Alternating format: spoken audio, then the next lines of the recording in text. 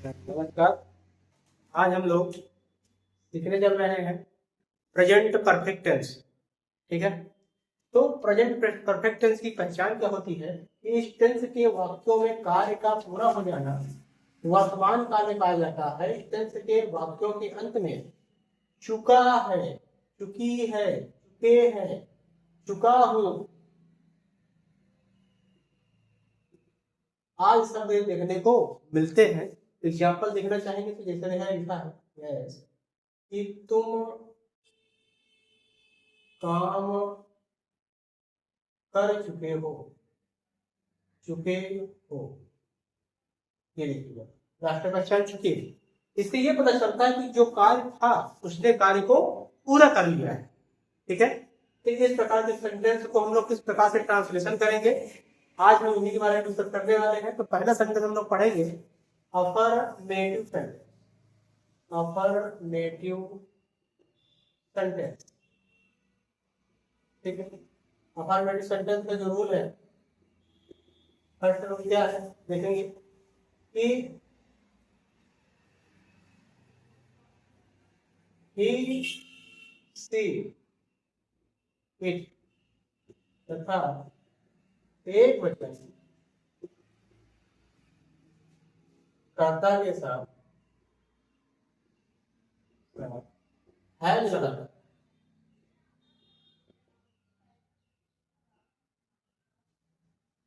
क्रिया की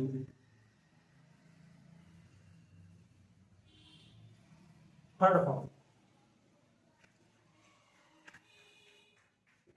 का प्रयोग कर, ये लिखेंगे।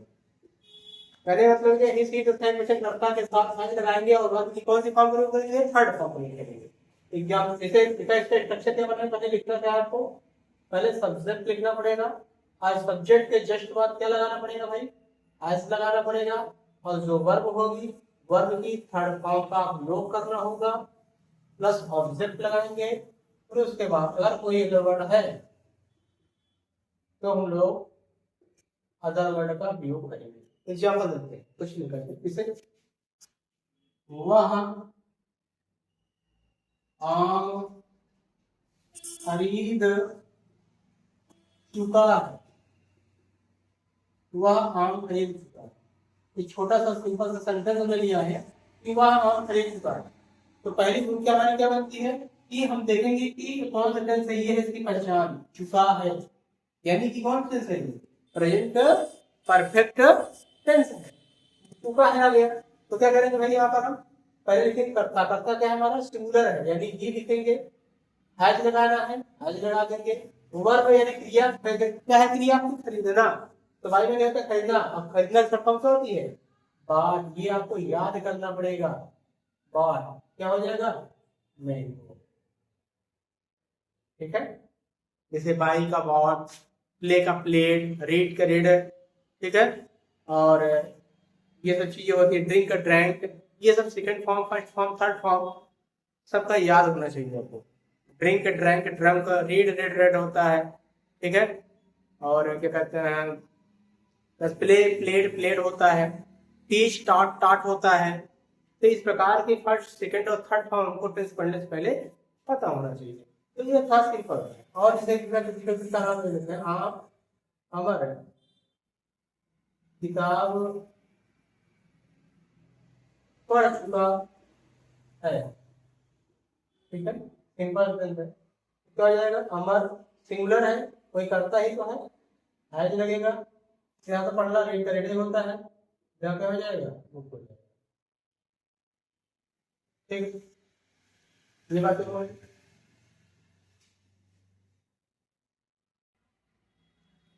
ठीक। इसी प्रकार से रूल नंबर 2 हमारा क्या कहता है कि आई वी यू दे तथा को वचन कर्ता के साथ क्या लगाना है भाई, वो हैव लगाना है। क्या लगाना है, हैव लगा देंगे हम।